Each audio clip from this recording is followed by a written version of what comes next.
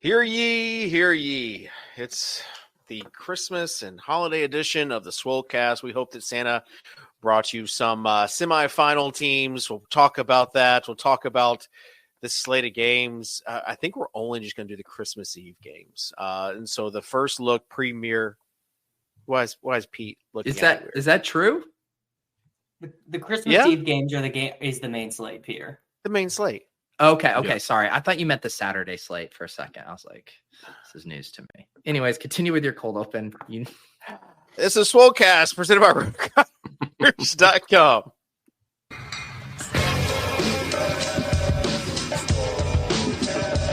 Are you David Mattek from the Swolecast? I was like, yep, that's me. I just want you guys to know I'm total dust. I'm the problem. Hear ye, hear ye. Leave it to the guy with the crypto dunes, Abby, to not understand context. I should have known you getting 30 likes was directly written by someone else. You know me, I don't do a ton of research before the show. I've put no research into this. Don't know if it's true at all. You're on the right show. To it, bro. Live a little. Live a little. Just live a little, guys.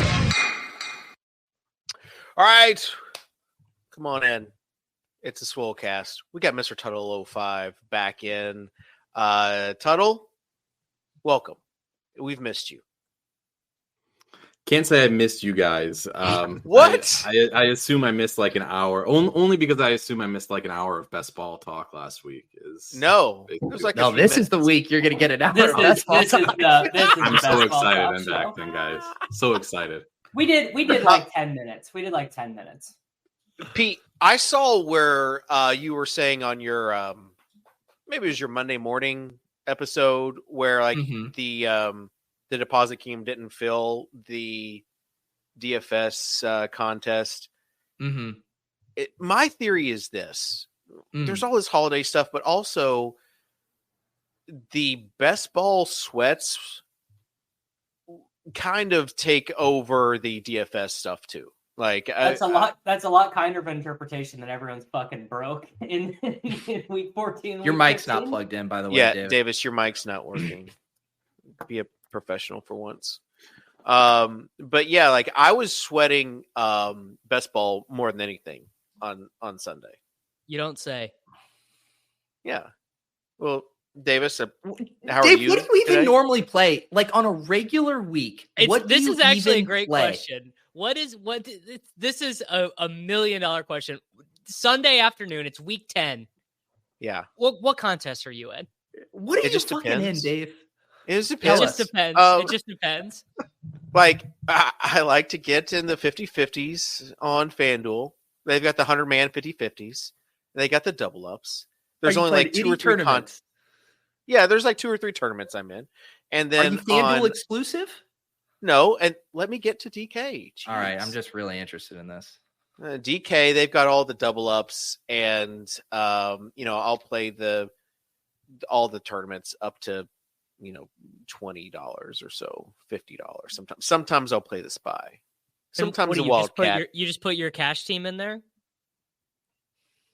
I mean, sometimes I put 2 teams, 3 teams. Dave really, 3 max. Dave really is just living in 2013, and honest to God, I'm so envious, man. I'm so envious of the way Dave just drifts through. He's not checking his sim ROI on his Chiefs double stack. He's just like, I don't know. It's like maybe it'll hit, maybe it won't. And you know what you'll never find in Dave's mention compared to some maybe other touts across the industry? No one's ever checking the blockchain to see what Dave's actually in, to see if he's doing some disingenuous touting. No one's ever like, Dave, curious you touted Will Levis, but I didn't see that in your spy lineup. Yeah, because there is no spy lineup. There is no spy lineup. That's so good. That is so good. I mean, yeah, you can check my profile on RG to see what I've been in, you're kind of like the superstar of DK social media. I mean, you have 60. Are you the only one that uses that app? or the? There's a chance you're the most followed person on. No, DraftKings social media. Sure, Smith is number one. Of course. I don't even know how to access this area of. Okay. The There's a only social. reason I know how is because I've tried to explain that Nate Noling needs to use it so that people can find him to send him games on DraftKings. So I've logged on it for that purpose. Oh yeah, I haven't even agreed. I just clicked on it. You have to agree to terms and service. It looks like. Hang on, Kitchen. Let me ask you one of those classic questions that I have asked Davis before. Yeah. What would you rather get? Would you rather win the Millie Maker on DraftKings? You have the best lineup, or you get second place in Best Ball Mania for $1 million. So the prizes are the same. Which thing would be better for your career and your personal brand? Second or first? So it's the same amount. Second place in Best Ball Mania is $1 million. First place in the Millie Maker is $1 million. I'm saying, which one of those would you rather have? Second place in Best Ball Mania, going the best ball tree, or first place in the DK Millie? I think first would probably. Well, I don't know. Maybe second in best ball. Yeah, I like best ball. I like the. That's bet. what I'm asking. I like best ball. It's incredible logic. I like best ball. Dave, like, the thing for you, is that it doesn't matter. Right. I think of Davis and all of the times he was like on the treadmill doing his teams, and like we have the same number of teams in the semifinals of the underdog best ball Millie. Like that's just amazing to me. Like that is why best ball is. How many you got on DraftKings, dude? Do your best ball lineups go to a different school? Yeah, don't worry about DraftKings. I got 10 on DraftKings. Brick's so hard on DraftKings. I think I had like 20 that were in third place or second place.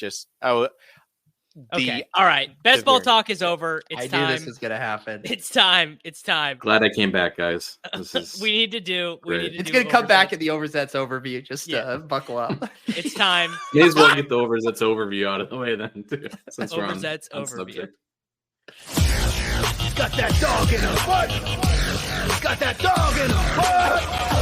Overzet overview. Come on.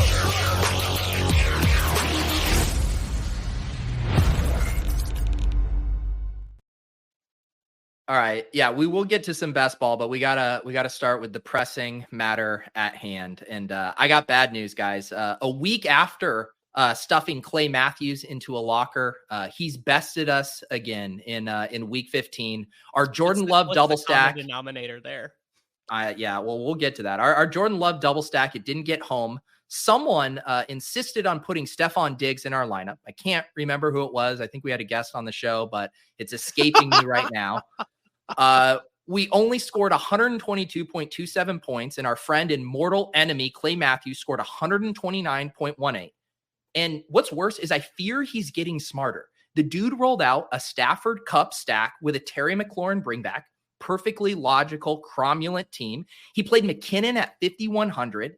His lineup featured a perfect balance of chalk and contrarian pieces. And I think I'm ready to put Matthews on the Mount Rushmore of DFS now, alongside Utica, Osimo, and 2014 Soccer Dave. I mean, that is the pinnacle of DFS performance. But this is a forward-thinking show, and it's time to dig into the task at hand, which is fixing the BBM4 structure. Guys, we got to roll up our sleeves and fix this structure and reduce some of the randomness. The discourse is all the rage right now. It's tearing apart biggest crybabies on the goddamn planet. Hey, no, there's good people on both sides. There aren't. Davis, the tribal lines have been formed. And if you are wondering right now, you're like, oh, I'm supposed to be on a side. I'll tell you which side you should be on. If you advance more than a few teams, you are on team pods. You love the pods. If you didn't advance more than a few teams, you were on team cumulative scoring. You want wild cards. Any tweak that would make a tournament with 677,000 entries reward your drafting genius, and not the cruel randomness where you need to finish in the top 50 to just afford more than a used Toyota Corolla. Yes, this is what we're trying to fix. Fucking grow up, people. Jesus Christ. Thank God. Thank God. Speaking of best ball, I advanced 5 teams to the best ball semis. And let me tell you, I love these goddamn pods, man. They are absolutely incredible. Whoever came up with this pod idea deserves a Nobel Prize. But more relevant to this show is 2 of the 5 teams that I have advancing to the semis were drafted on the Swolecast. Davis, did I see were one of your semis teams one drafted? One of my 2, a really early one too, like a really early one. Yeah. So this was the first 2. The first 2. I think this begs the question, guys. It begs the question. What if David Kitchen is the draft opponent you need? I think he might be. I'm gonna be honest. There's some real credence to that theory. The data is certainly pointing to that. And Kitchen, here's the thing. Don't take this as a diss. You should see this as a business opportunity.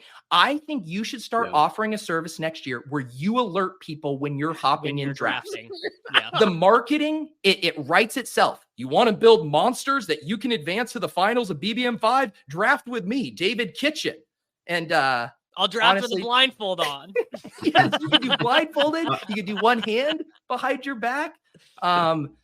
That's all I got. I can barely muster a care for this Sunday main slate. We still have Thursday night football, 2 Christmas Eve games. Back to you, Dave. Yeah, I thought for sure you were going to have something about Ryan Tannehill in this week's overview. So, I mean, how much time? I mean, maybe if I start doing a 60-minute Overzet's overview, I'd finally get to Ryan Tannehill, but that did not make the relevance list. I might be the only person in the best ball final that has the Tannehill. What if Ryan Tannehill in week 16 is who you need to advance a crappy team? Yeah, this week that would be so good for the bit, though. It would. Oh, be. It would be. That'd be amazing for the bit. I was honestly hoping that the team that I drafted that second week, because Pete and I both made it out into the semifinals, but Dak and Fields did not do good. But if I could have, when I looked to that video, I saw that team. I was like, "Holy cow, that was a monster!" Yeah, like if that would have won it on my second just blind draft of the year, like that's the bit that I need. That's the bit equity that we're looking for. I did see though that Sosa tweeted out a video of me telling Davis that Stroud could be the guy that you need. You were also saying Bryce Young can maybe be the guy you need. So I don't know. I don't know if you need to be 100% that hard. One was on one end, one was on the other, and it kind of goes. You just don't know. Just don't know. Out to the Laporta clip. My only best ball take of the whole off season. I need Sosa to bring them back. Laporta. Yeah. Dan had Tank Dell. I mean, we had lots of good takes. Let's get on to this week now. Boy, if you looked at the quarterbacks for this main slate, the Chicago Bears have the second highest team total of the main slate. The Chicago Bears. Here are some of the quarterbacks that could be starting this week: CJ Beathard, Nick Mullins, Joe Flacco, Taylor Heineke, Case Keenum, Trevor Siemian. And Bryce Young is projected worse than all of them.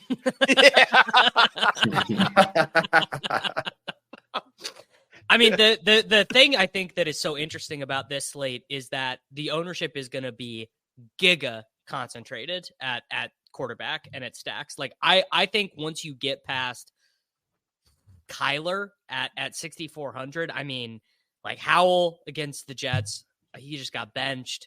Maybe a little bit of Baker, but like who's rolling out the Gardner Minshew stack with like maybe not having Michael Pittman Jr. and Jonathan Taylor maybe being back? And like you want to, I mean, how much of the ownership is going to concentrate on Dak and Tua in that game? I think it's the only game. It is the only game total above 50. It might be the only game total above 46. I mean, it is far and away the highest projected fantasy point game. How do you make it work, though? My 10 minutes of research before the show, DraftKings actually did some pretty good pricing. You gotta hope that Tyreek does not play and that you can psyop yourself into Braxton Berrios or Cedric Wilson, and you have to play. Baby. You got to play Smythe or Gallup or Tolbert or whomever. Yeah. Do we think that Tyreek might not play this week?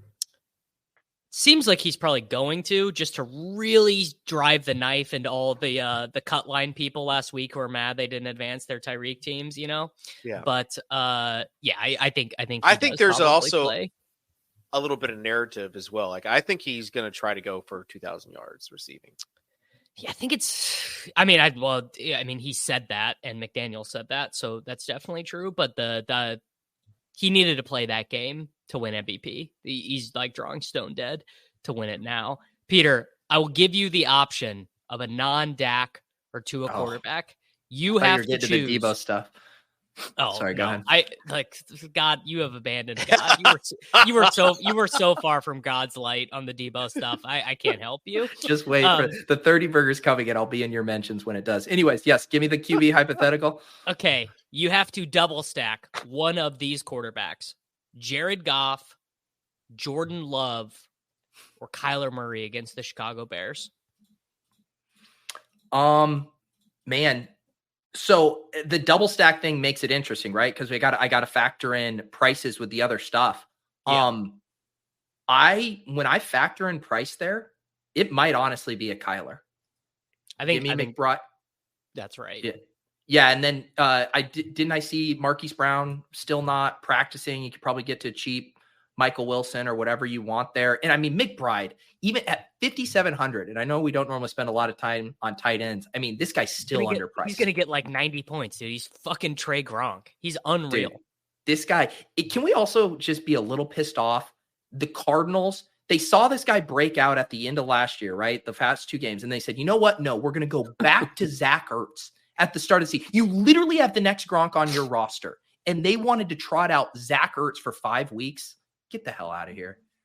It's real. It was a crazy stat. If you added up all the wide receiver targets last week, it did not equate to more than running back plus tight end targets. Kyler threw more passes, and that come from behind, not really come from behind effort, but come from behind game to his tight end and to his running backs. All right, Tuttle, I'm going to toss you the same thing. You can't play Dak, Tua, or Justin Fields. You don't have to double stack, but you have to create a stack with one quarterback that is not the 3 highest projected guys. What direction are you going? Well, I think Baker will be owned. I don't know if I want to play him, but I think people will go back to the Baker after last week. And I know you said you don't have to double stack, but I think some obviously pretty easy double stacks there, especially if you use Otten at all.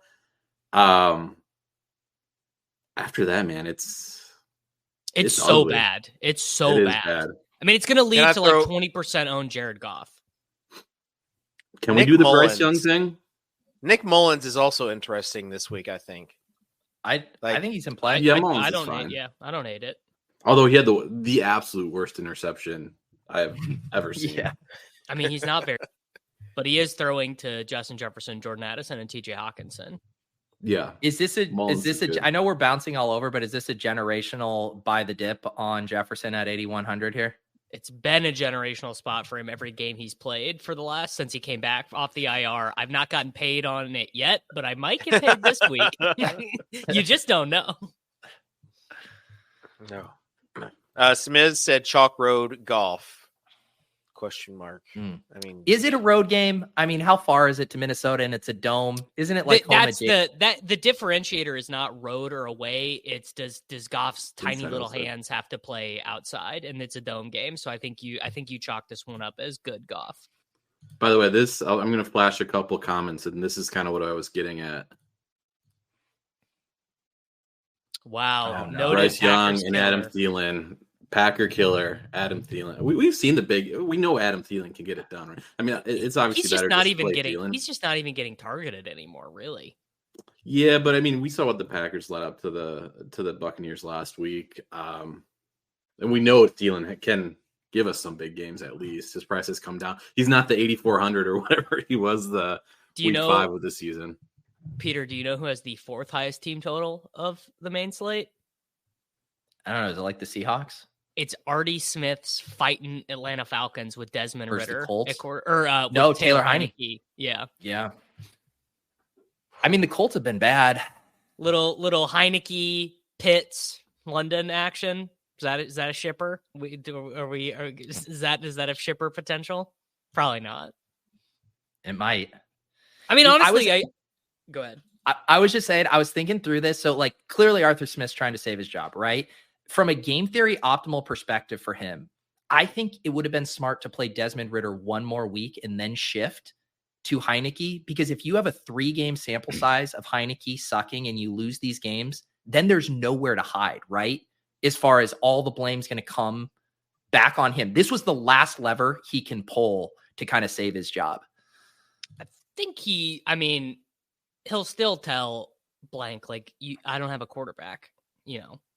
Heineke still sucks. I mean, now disregard the fact that Lamar Jackson could have been a Falcon 6 months ago, you know, and they all kind of universally decided against that. I mean, the Arthur Smith stuff is like, he really fooled me last week. You know, I was like, oh, London got all these down the field targets. Pitts ran the most routes of his career. Bijan has like 22 touches all these weeks in a row, and they lose on the road to the Carolina Panthers. I mean, just insane stuff. What we really need is the Staley-esque uber embarrassing loss. We need the Colts to hang 60 on this Falcons team.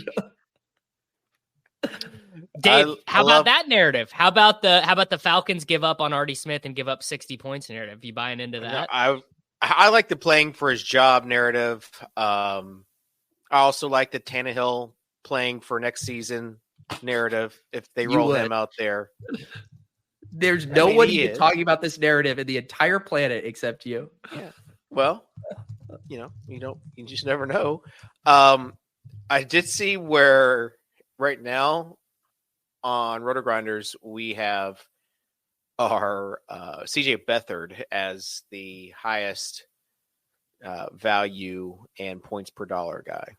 Yeah, I am just hoping and praying. I am down to just Trevor Lawrence in 2 Superflex Dynasty leagues as my only quarterback who might potentially be available. So I am just saying, dude, please get him the Russell Wilson magic recovery water. I need Trevor. I can't even entertain CJ Beathard starting this game. In the end, this is what I'm going to say. I think I'm just going to play Justin Fields. I think I'm going to let Dak and Tua do their things. And if I want to get pieces of that game, I can.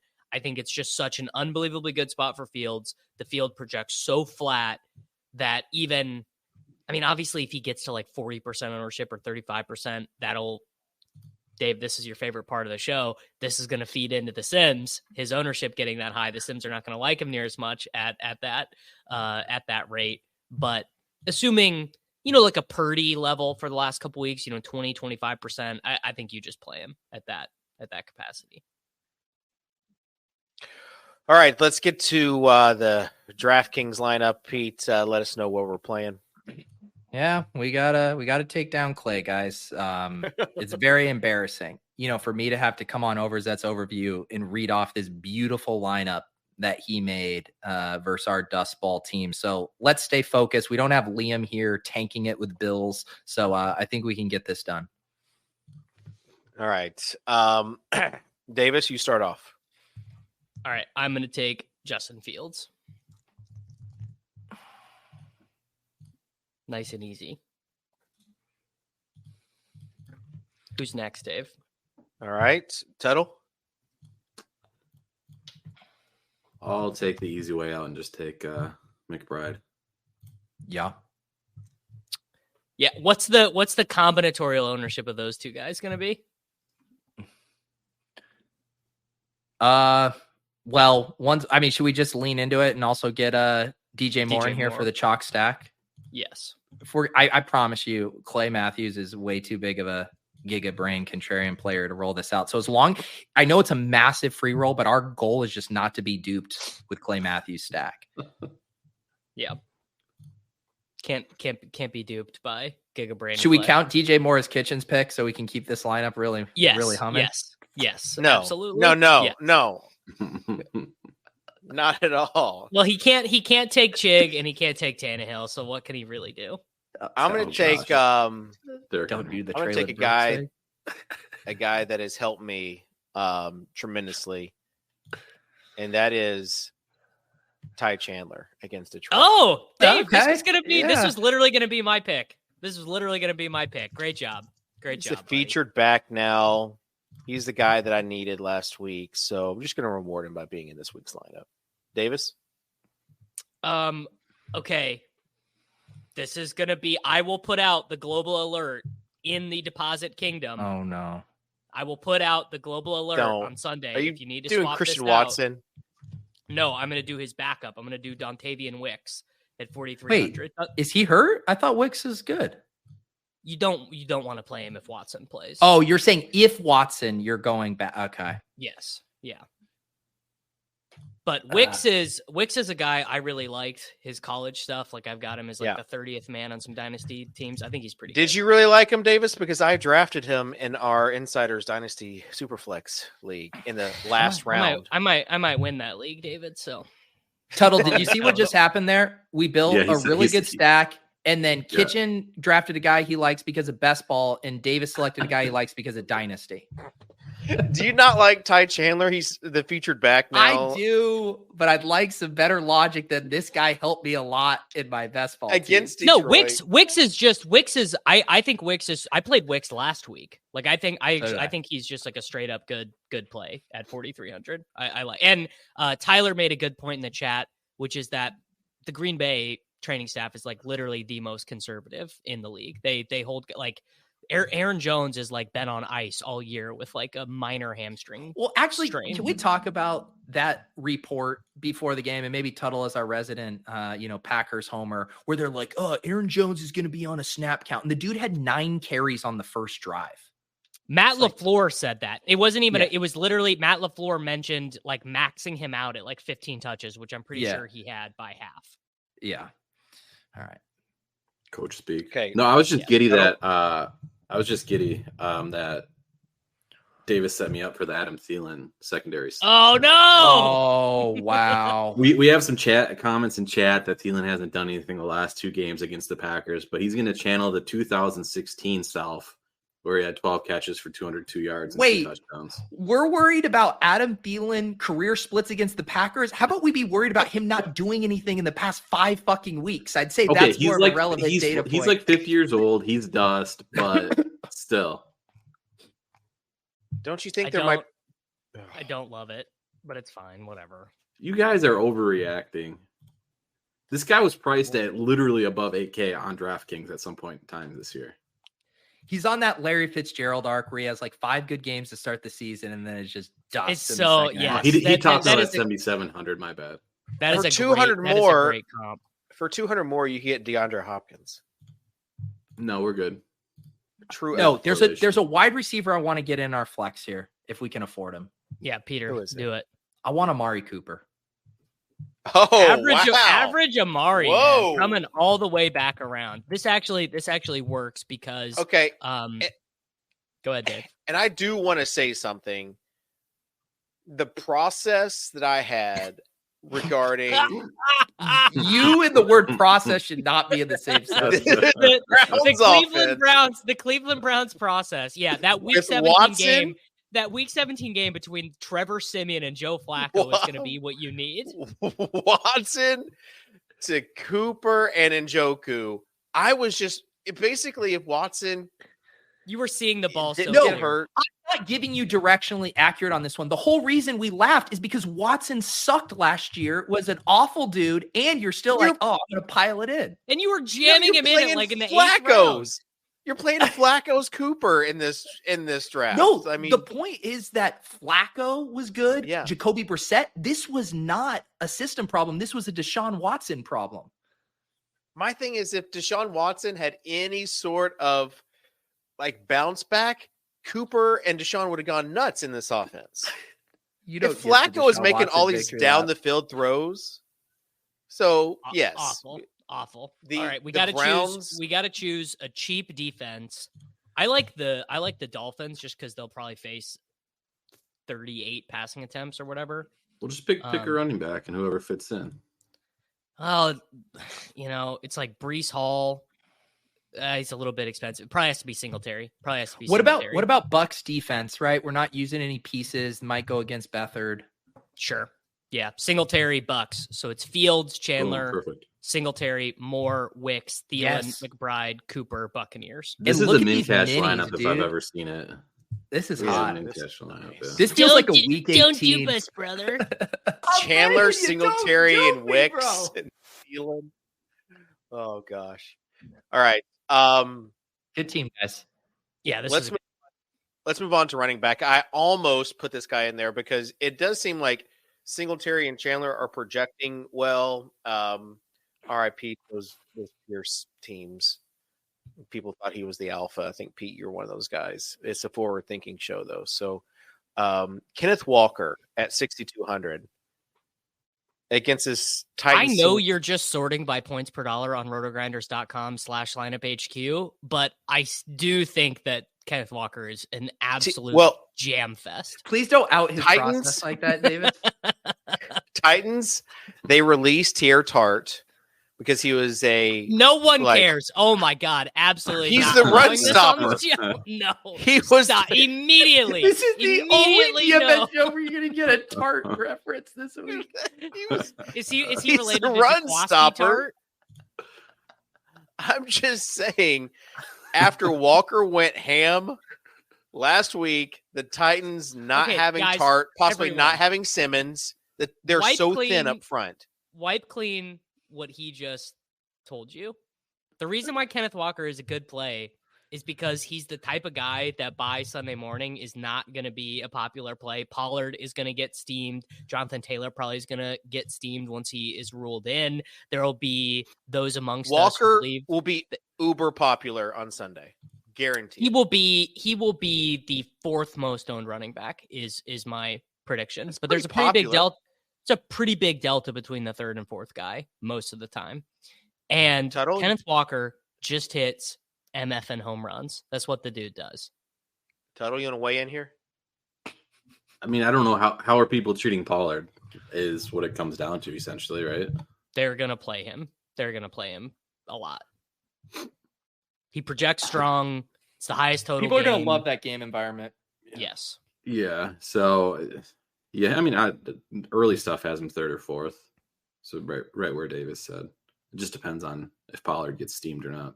Well, just wait for the Bijan steam, by the way. Just wait for the Bijan. It's not there yet, but just wait for the Bijan steam.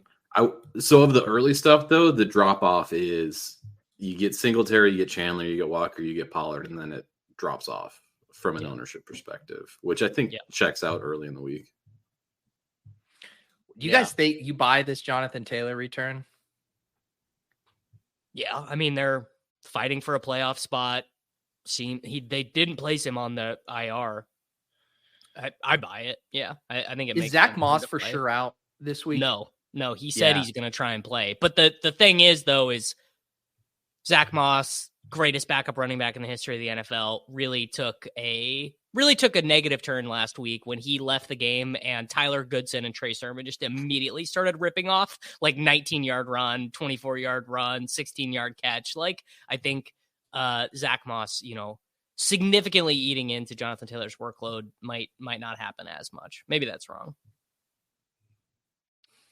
All right, so Cook went off against Dallas last week. This week, you've got the Miami running backs. Any interest there in either Mostert or Achane? Yeah, I'll continue to lose money on Devin Achane. Is he I want to see what his health status is, right? He's still not 100% right now, but yeah. I mean, Hayden Winks was right, dude. He weighs 190 pounds soaking wet. What can you do? He's going to get hurt. Meanwhile, Raheem Mostert has turned into Jamal Williams. It's a really brutal run out. I knew Raheem Mostert had scored a lot of touchdowns, but when it became like when he scored 20 last week, when they were like, 20th, I was like, that's one of the most absurd things that's ever happened in fantasy football history. 31-year-old Raheem Mostert scoring 20 touchdowns in 14 games. It's insane. Okay, let's say you want to be underweight on that Miami-Dallas game. Is the move just to play Mostert, or do you just not play anybody? No, I think play one of the defenses and get out of there. Yeah, I like because even Mostert will, I think, just because of that game environment, I say that, but he never really gets that owned because idiots like me play Achane. Well, I think my take would be I would be much more willing to one-off a Dolphin, whereas I don't want to one-off a Cowboy. Like if CD's rolling, I'd rather just have the Dak double. Yeah, I think that's a good take. Whereas the Dolphin stuff can really consolidate. And you could just play the alpha game through one of those guys. All right. Do you know who the highest priced running back on this slate is? Rashad White. Rashad White. That is wild. But all he does is rush, and they're favored in this game. I mean, 7,400. Yeah. Yeah. I mean, that's actually probably an example of a play that the sim slappies won't be on, that the button clickers will be on, and he'll just get 24 and get there or whatever. You know? Yeah. Because a non McCaffrey slate is so interesting because the what am I trying to say? Like a score that can be in the optimal lineup, the bar is so far lowered when McCaffrey is not on a slate. Like 24 really might do it. Whereas 24 on a McCaffrey slate, you're like, I don't know, it's probably not enough. I think it'll shock you that I haven't watched a lot of Rashad White tape this year, but I've seen like a lot of Rashad White discourse. That slant TD he had was filthy, man. Like, I know he's like uninspiring as a rusher, but he is sick in the passing game. I feel like the last time I was on this show, people were like trying to say like Rashad White was going to stop happening. That's Pete. Yeah. Pete was very anti Rashad White. Like he's so inefficient. He sucks. Yeah. Blah, blah, blah. Kitchen, there's no way you have a recall for that. That sounds like someone go watch the tape and see if that's true. There's no chance. Well, Karain was pro Rashad White. Sam Sherman was very anti Rashad White. You know who was also huge on Rashad White? JJ went out on a limb multiple times for Rashad. That's why. Yeah, that's one of the reasons why I drafted a lot of Rashad White. He's on. He was a key piece to advance. Like if you had the Rashad White James Cook pairing, you had a really good chance. Or Rashad White Ty Chandler. All right, cheap running back that is not Devin Singletary or Ty Chandler. You can play one of Chuba Hubbard, James Conner, Jerome Ford. Where are you going? I'll go Chuba there. He does get like 20. He gets like 20 touches every week. Can I throw another name? He's going to get higher owned, I think. We have not talked about Breece Hall. I just mentioned not a lot to talk about. But yeah, it's just like, what can you do? Great stat. Nick Bowden, the fullback, is the only Jets running back to receive a carry inside the 5-yard line this season. How you like them apples? I mean, the Jets are just they're the worst offense in the NFL. Like it, either he scores. Yeah, but he went off against Houston. Obviously, Miami was tough. But against Washington, right? Like this could be another game where he. The problem, right, is like what you're hanging your hat on with Breece Hall is receptions, right? Like he just hasn't shown the ability to bust off that long run that we all drafted him to do. I mean, this is like a volume play. You're hoping he has 7 for 80 in the receiving game. Or maybe it's the 100-yard bonus in the receiving game. That's what it is. I mean, they're favored though this week. Right, which might even make the passing stuff even less interesting. I don't know. Yeah. I feel burned by Breece Hall. I don't know. If they're up the entire game, you're not getting the 8 free points from checkdowns. Gosh. Yeah. This feels like the one where Breece Hall does have the big game, and Kitchen has Sosa clip this, and Pose. None of you guys wanted to play Breece Hall. I'll probably play a little bit of him, but it's like very low degrees of confidence. Yeah. Seeing Khalil Herbert's price tag against Arizona is just depressing. You just can't trust any of those Chicago. Roshan's the guy, man. He's their third string running back. Like Foreman started, Roshan plays all the long down and distance. Yeah. They're running the hot hand. Like even Foreman 2 weeks ago had a good game. Last week he had like -6 yards. Well, that's why it's scary, right? Because I would bet a good amount of money that one of those backs has over 15 DK points, but good luck guessing which one it is. Roshan was going to be my terrible take. But man, like if Foreman was out of there, I'd be all in on it. But he really muddies the waters a little bit. Roshan's a guy I think you want to. This is my next year tout. There you go. Ooh. Next year best ball. Get in on Roshan. He's gonna happen. Some of us have been in on Roshan since Bijan Robinson was leaving the field, so Roshan could pass block at the University of Texas. It It didn't pay off this year, though. It's going to pay off next year. It paid off in Sklansky dollars, though. It was All right. It was very directionally accurate. We haven't talked about Gibbs or Montgomery. Anyone have anything to say about them? Yeah, Jahmyr Gibbs is probably the best running back in the NFL. It's actually like we should talk about him more. Like he is just like a stone cold smash and probably won't get owned to the degree that he should. I don't know. I think the Lions should keep giving David Montgomery 20 touches. Keep Gibbs. You don't want him to get into Pollard territory. Too many touches. Just not as efficient. Yeah. Is there anything more tilting in the NFL right now than when the Lions are behind in a game and they hand off the ball to David Montgomery on first down? Like, is there anything more tilting in the NFL? I'll give you one more version of that. The Seattle Seahawks down to the Philadelphia Eagles, who are scoring at will in the fourth quarter after egregiously burning timeouts, giving 2 Kenneth Walker carries to put Drew Lock in a 3rd and long that they then punted away on. Those 2 Kenneth Walker carries tilted me so much. Why? Did you have any action on? Well, I was sweating a Kenneth Walker team, but I also thought it was just egregious play calling when you were down at that game. That game was that was a tough game to watch from like a. I needed 14 Geno Smith points to advance another team.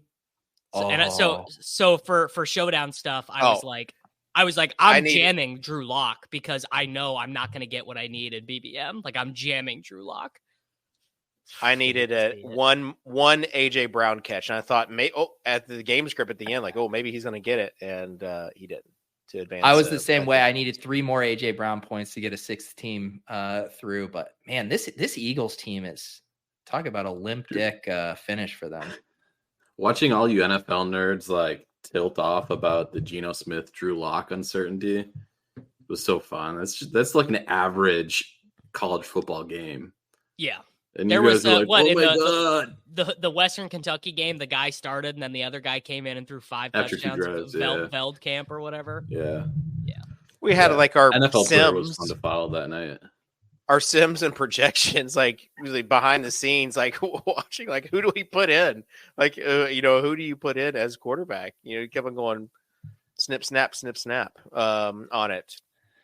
Speaking of Roto Grinders, we do have our props and pick'em package.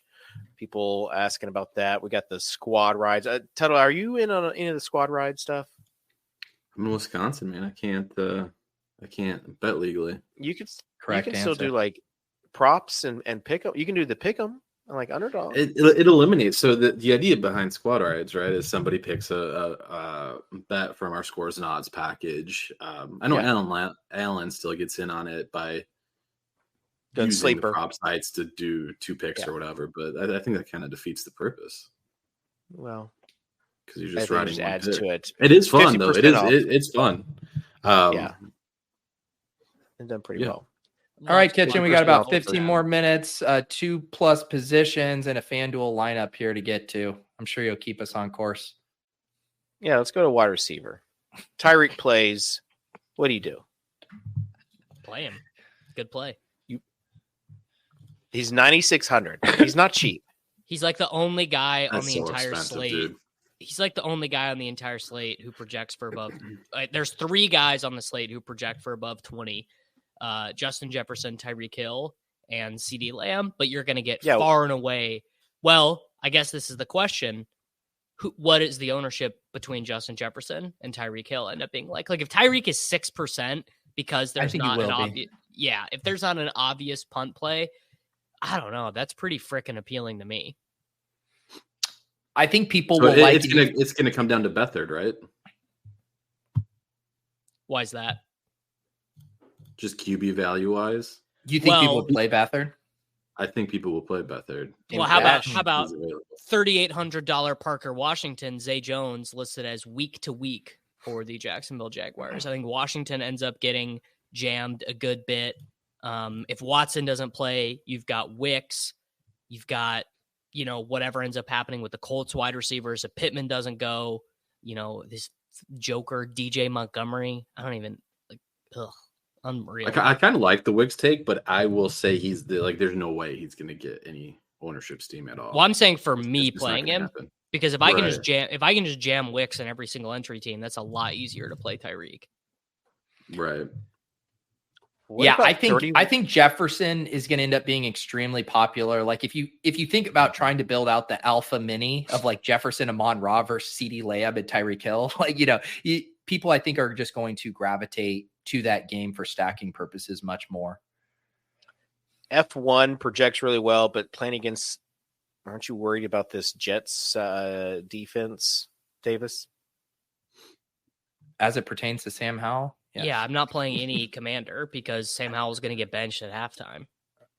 I would probably actually, you know what? I need to rescind that take. If Brian Robinson doesn't play again, I will be the slappy going back to the Antonio Gibson. Well, I think. No, Davis. His role didn't even change. Yeah, you can't do it. You can't go back to that well. You His touched the fire, you touched the stove, right? You got burned. You're not touching it again, guys. Buddy. I am who I am, and I'm comfortable with who I am. You can't do it. I can. Boy. Watch me. I literally will. Why? Defend this take. You can't play Antonio Gibson. Defend the take. I think he's good. That's all I got. That's literally all I got. You normally are better at bullshitting, but you got nothing that you just I got nothing. No, it's literally bias. I am biased towards Antonio Gibson. That's literally. I played way too much of him last week. That's why I have I didn't play too much of him. I played who the Sims loved last week? Ezekiel frickin' Elliott, dude. Literally grow up, man. I need to get my head out of the Sims and into the fucking dirt because that was, of all the plays I've made that are stupid that I knew were stupid when I clicked them, Zeke as a 10-point dog against the Chiefs, pretty high up on that list of egregious clicks. Davis, would you rather play Dontavian Wicks against Carolina or Jackson Smith and Jigba versus Tennessee? Wicks, because same price range. Wicks is a vibes-based take, and I'm gonna get an ownership discount after And I got it, dude. I'm fading hard on JSN being projected for more than Tyler Lockett in 2 weeks. I gotta win this. I gotta win this bet versus Peter. DK Metcalf also at 6,700 against his Tennessee secondary just seems like. Davis, wait, what does Tart do to the Tennessee secondary? Tart is a run stopper, Tuttle. Oh, okay, my bad. But so Davis. Wasn't that the case for the running backs then? Not the. Yeah, I did make that case for the running backs. He's saying it's systemic, the Titans defense in general. Peter, you were saying before David. Well, I wanted to clarify something for our big bet. I know a lot of people are very excited about who Leone is projecting for more points in week 17, JSN or Lockett. I wanted to clarify, are we going to do opening projection or closing line projection? We can do closing. I think that's fine. All right. There is a little bit of meddling. I just don't want anyone, sliding, a buffalo chicken tender under the table to Leone to juice the projections or anything like that, I know exactly what it's going to be. It's going to be Lockett for like 11.3 and JSN for like 11.2. And I'm going to be like, victory, motherfucker. Dude, did JSN have a higher target share last week? No, Lockett had 9 targets still. Yeah. Oh, no. Yeah. Yeah. Not looking good for you, bruv. Yeah, it's going to be a sweat. I'm going to have some conversations about Leone. I'm like, dude, Jason just passes the eye test out there, man. He's going to be earning targets down the stretch. 8 targets for Lockett, 4 for JSN. Oh. You know what I might actually have to do? I might have to get to Leone minions. I'm going to slide into Jack Miller. So that's what you got to do. You got to get to Dankenberg. You got to ship it. You got to be like, dude, I'm telling you, you got to slide into Jack Miller's DMs and be like, well, look, we'll have you back on the Swolecast. Davis, would this be our greatest accomplishment? Right up to boosting Patrick Laird's Millie Maker ownership level by like 2 percentage points. If we could get the ETR projections to actually change on Lockett and JSN based on our bet, I think that'd be great. I mean, I'm hoping that it doesn't. I'm hoping that it's kind of just business as usual as it pertains to Tyler Lockett and Jackson Smith and Jigba. But anyway, back to the slate. Leone just liked my the clip about the Stroud, and we just don't know. He loves that. He loves the variant stuff. Also, anything that makes Davis look bad. He loves a 32-year-old wide receiver, though. I mean, what is Michael Leone like more than a wide receiver on the wrong Dalton side? Dalton Kincaid. Yeah. All right. Let's just do this. Justin Jefferson, at what percent ownership projected does he not become a generational wealth play? 30%. Up to like you're checking the Sims on Sunday morning, you see him 28%. We already just threw out the Sims, right, Davis? They're funneling you to all these bad decisions. No, they funneled me to good decisions, but that was really stupid. Tuttle, Justin Jefferson, what percentage does he shift away from generational wealth incoming? Dude, I have no idea what he's going to be. I have no idea. The question wasn't what he's going to be. He's saying, what's the break-even point where you would or wouldn't play him at ownership? We can still play him, but just where it's not like you feel really smug about it on Sunday morning. Like these plebes don't even know. He's got to be below 30. Yeah. I mean, I think he could push 30%. To give people the context, he was 7% owned in the Raiders game when he came back from injury. I literally thought I was rich. I mean, I was I was counting the money. What was he this past week? Or was he was on the 3 games? He was on the 3. He was on the 3 gamer, but he was not as popular as you would think. Like I think he was the 4th most owned wide receiver on the 3 gamer. So, yeah. I don't know. It's interesting because of the Miami game. Is why it makes it such a tough spot to figure out, I think. Tyreek not at practice today. I guess we maybe should have learned our lesson with Jalen Waddle last week. Like when Tyreek doesn't play, Jalen Waddle just Tyreek basically. Yeah, and if Reek doesn't go, JJ's 30 plus. Waddle owners had to just be going through this wide range of emotions. Yeah, he went to the 10 first drive. He goes every game. Comes back in. Davis didn't even have him in his lineup, and he was ready to do a late swap, just seeing Jalen Waddle go to the 10.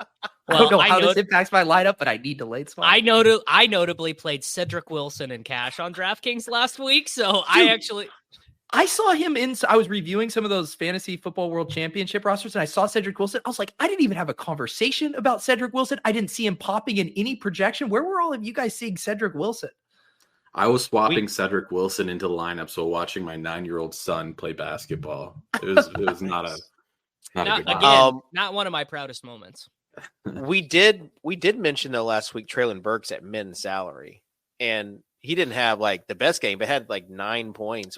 He ran starters routes for the first time routes. Coming back. I saw your tweet thread. He's not practicing today, but if he does play this week, he's only 3,100. Like, could be an interesting dark. Actually, Dave, I'm going to give you a Titans related compliment. I think he is a cromulent play on DraftKings.com this week. Like 11% on Parker Washington or 0.8% on Traylon Burks is probably Traylon Burks.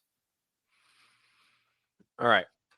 Let's how does being out affect Traylon Burks' target share? Are they like locker room buddies? Like prayer group buddies? No, Tart was a cancer in the locker room. That's why Vrabel released him. He's actually really good. Vrabel released him. You know who picked him up? You guys know this. The Texans picked him up.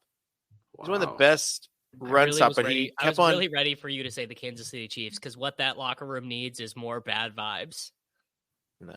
No, it was anybody complaining about their contract, But let's get on to the FanDuel lineup. One of the staples of the show is people. Yeah, the staples of the show. It is. I'm picturing a staple that's like half falling out, like dangling. People, you guys don't get it. The love for FanDuel is strong. Yeah. But what's so funny is like, if you love FanDuel, you would want us to actually devote some actual time, not begrudgingly slapping together a lot. Like, does this scratch the FanDuel itch? Let us know in the comments. Does us doing zero research, putting together a shitty FanDuel lineup for 4 minutes scratch the itch? Well, this doesn't have anything to do with your point. But if you like watch or go on X or Twitter and like look at people talk about like FanDuel versus DraftKings Sportsbook stuff. Everyone likes UX is better on FanDuel. Yeah. I saw that tweet. I don't get it. Yeah. Like it's crazy. Like everybody thinks FanDuel's UX is better. If I could get into my account, I'd probably think it's a gorgeous interface to look at. You just have to try. Next week, I really do think we should do a live on the air and just see how long it takes you to get in. Because I would bet it's less than 5 minutes. I laugh at you guys because of this, but last week I had the press and hold button and I couldn't get in after 2 times. Like, it lasted like an that's hour. not even the issue for me. The issue is my email must have gotten in some like doxing black market thing or whatever. So every time I log in to change my password and get back in, someone tries to log back into my account. My account gets locked out every week. Like every time I try and play on FanDuel, it gets locked out the next day, and I have to go in and change the password and do it again. Dan says live 2FA is what will get Swole back on the road to 10K. Correct. There you go. Maybe Okay. that's All what right. we should have a contest, and the winner gets the credentials to my DFF Comedy Hour _Pete account on FanDuel. That's It's why you don't. $12 in there. That's why you don't want to go in there. Peter because you're now too good. Peter wins a GPP, but he has to screenshot it with his that would account be name in it, and it's amazing. FF Comedy Hour _Pete. That's what it is. You were embarrassed of the FF Hour Comedy Hour _Pete. Well, I all was right. initially when you guys first roasted me for it. I was very embarrassed, and now I wear it as a badge of honor. All right, Dave, we'll let you take the first pick, so you can't ruin it after we get cooking. Shut up. All right. Let's go, boy. Let's go with Kenneth Walker. No tier tart. This Titans run. I knew that was going to defense. happen. This dude has been mentioned more than any other. This is like A.T. Perry. He's like the theme of the show. Here you go. Pete, question for you. Would you rather win 1 mil as FF Comedy Hour Pete or 100K on DraftKings? I mean, this isn't even close. I mean, for sure, FF Comedy Hour Pete. That would be incredible. It's really good for your brand.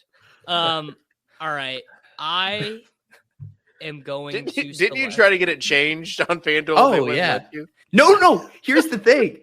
FanDuel let me change it from an old name to FF Comedy Hour _Pete. Now we got to know what the old name is. It What was was the old name? it was the same on both sites. It's my DraftKings, which is just the anagram of my name, the revert Z top. But I was like, man, this is a great branding opportunity. Gonna be doing this podcast for the rest of my life. Oh, that is amazing content. All right, I'm Davis. kind of stuck. FanDuel stinks. I am gonna select Elijah Moore against Houston. Oh my gosh. $5,500. Jesus The Christ. love No, for this the is Browns FanDuel, right? offense. That's Joe Flacco's son. Elijah Moore on FanDuel, huh? Yeah, dude. Touchdowns. It's good. It's fine. Pete, what contest are we throwing this in? I don't know if there was a gun to my head if I could name a. Actually, I think the one would be like, why don't we throw this in the bomb, dude? Throw this in the Sunday bomb. I feel like I hear people say that. There's the bomb. Okay, Yeah, there's I was gonna throw it in the Up and Adams 50K challenge free play contest. Is that a K Adams theme yeah, contest? yeah. Incredible. Does Shams have his own DFS contest over here? You guys think Shams and K Adams are a thing? No kitchen. All right. David. We're not getting into celebrity gossip. niche like NBA celebrity gossip here on this Swolecast. Isn't there I a can't wait Leone for and it a to- Adams story from a live event? Yeah, I feel like was there. just like Oh, insane. I was there. The two hats picture was at a party Yes. that Kay Adams Yes, I was was there. hosting. No, Yes. it was a live event, Yep. and Leone was there, and I have him on tape on my phone where he said, "This is Kay Adams' drink, but I'm just gonna drink it." Yes, that's what it was. Because she was up there introducing Ricky Anderson and left her drink at the bar. And Leone was so gone that he was just like, this is my drink now. And he was wearing two hats, and that's where it came from. So two hats, one mic. That's one mic. All right, we got Kenneth Walker and Elijah Moore. We got some work to do. Peter? We talked about him, but didn't get him in our other lineup. Let's get Chuba in here at 6,400. Gross. See, that's more of a FanDuel play than Elijah Moore. Yeah, I'd rather go like I'm men's. living the dream, dude. Okay. By the way, you know who we haven't talked about yet that I've seen like nonstop NFL Twitter hype about? Calvin Ridley. Oh god. Yeah, like literally leave that guy for dead. What's the point? Parker Washington is better than Calvin Ridley. But have you seen his opportunity? Yeah, I mean, Zay Jones had like 29 expected points the other week too, but Did he's still you Zay see him in Jones. August in shorts just running I the did. Christmas I did. route? Trust me, one of the most costly decisions of my life because I could have just had more Derrick Henry. Although I guess they both scored like 4 points in week 15, so who really cares? All right. Who hasn't made a pick yet? Me and I you. think it's your pick, big guy. No, I Kenneth Walker. Oh, It's so Tuttle. Peter. Yeah, No, I feel just like we did can- Chuba. Oh yeah. I feel like we can Tuttle. spend money, so I'm going to go CD. Yeah. there you go. That's why I took my awful Elijah Moore pick so that someone else could pick a stud. Tuttle uses us as a meat shield. We fall on the grenades of the bad picks, and then Tuttle gets to just jam the best plays, maintain the I'll take brand it. equity. All right. Let's go with Kyler. All right, I will take Trey McBride. Double McBride He lineups today. is expensive on No, I FanDuel. love that though. I love that. Yeah. Like it's actually like FanDuel actually dynamically changing their pricing is hilarious. This is probably an Yes. Evan Ingram week, though, right? I can't. I'm so beaten down by that man. All right. Pete. Let's can we afford Mike Evans here? I feel like we need a buck in one of these lineups today. We need a We grown can man. make it work. I don't Barely, know. but we can make it work. I don't think we If you can. put I mean, Seahawks defense, Mike Evans gives us Or 5,100. Panthers defense at 32. no, Seahawks is the move, but I don't know if there's a $5,100 play even on FanDuel. We'll find one. Probably a double tight end type of lineup. Michael Gallup, no, we already got. Just Do 5,100. we have any other stacking partners? Michael Wilson fits perfectly. Yeah, there you go. Michael Wilson. Destiny. Double. There The you go. double zone stack. All right. Real quick. People forget Michael Wilson has a 2 touchdown game this season. You People could even forget bring it he's gonna back be with the guy Mooney you if need you in wanted week to do 17. the stack. Is this a double total tight end week, shipper? Tuttle? Yes. No, it's not a double tight end week. I think this is one of the first weeks in a while. I think Because Tuttle we is don't have right. cheap. I think there are a lot of cheap wide receivers that profile better. Well, we don't have like the cheap 3K guys, right? Like Chig's the best, maybe at 3.1. Otherwise, Tucker- McBride's what's up Tucker- at 57. What's Kraft? Kraft is 3.7. So yeah, I mean, if Kraft catches some steam, I still wouldn't see it really happening though. Yeah. Just trying to see if there's anyone else that is like semi-playable. Logan Thomas, probably not. Kate Otten, I guess. Yeah, it's not great. I mean, the tight end is Trey McBride and everyone else. Njoku. Yeah, sure. He's 5,300. I mean, at that It's point, crazy that Njoku has had a good season without Watson. I thought he would have been done for sure. Yeah, directionally accurate. The process was there. Like, just imagine if Watson was anywhere close to Flacco's level. Again, Evan Ingram feels like he should be mentioned. Cole Kmet against Arizona.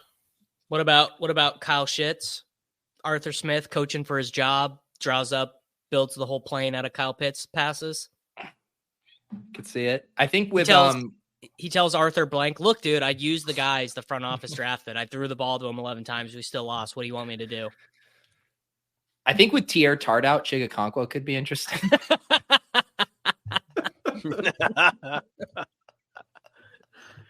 What about This is a good what about bit TJ here. Hawkinson?